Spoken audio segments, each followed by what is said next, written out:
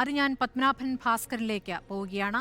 ശ്രീ പത്മനാഭൻ ഭാസ്കരൻ, നിങ്ങളുടെ ഏറ്റവും വലിയ നേതാവ് ഡൽഹി മുഖ്യമന്ത്രി ജയിലിലേക്കാണോ അതോ ED കസ്റ്റഡിയിലേക്കാണോ അതോ പുറത്തേക്കാണോ എന്നറിയാൻ ഇനിയും താമസമുള്ള ഒരു സാഹചര്യമാണ്. കോടതിയിൽ രാവിലെ മുതൽ ഈ കാര്യത്തിലൊരു തീരുമാനം പ്രതീക്ഷിച്ചുള്ള മണിക്കൂറുകൾ ഇപ്പോൾ നീണ്ട് ഈ ഘട്ടത്തിലെത്തി നിൽക്കുന്നു. എങ്ങനെയാണ് നിങ്ങളുടെ ആദ്യ പ്രതികരണം? ഹലോ, കേട്ടില്ലായിരുന്നു. ശ്രീ പത്മനാഭൻ ഭാസ്കരൻ, ഇപ്പോൾ കേജ്രിവാളിന്റെ ഭാവിയിൽ ഇപ്പോഴും തീരുമാനം നീളുകയാണ്. എന്താണ് ഇനി ആപ്പിന്റെ ഭാവി? തീർച്ചയായും ഇത് ഒരു ചരിത്ര മുഹൂർത്തമാണ്.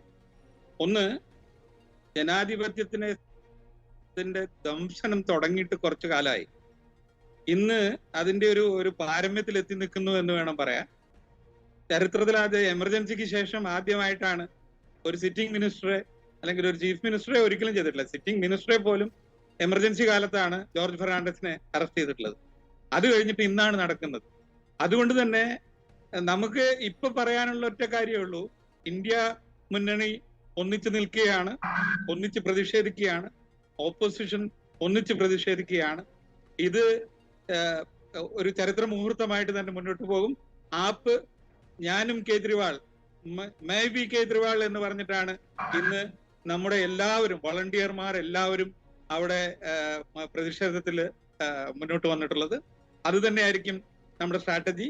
ഈ പറഞ്ഞ പോലെ നിയമപരമായും രാഷ്ട്രീയപരമായും നമുക്കിത് നേരിട്ടേ പറ്റൂ. കാരണം ജനാധിപത്യം എനിക്കും സ്മൃതിക്കും മാത്രമുള്ള ഒരു കാര്യമല്ല.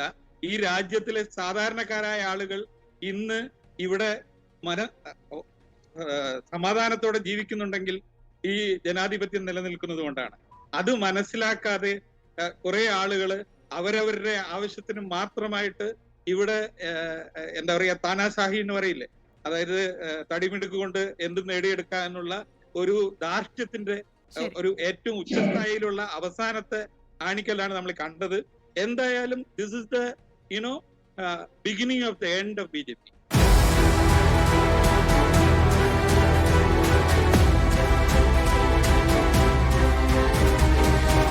Debate with Smriti Parittikad.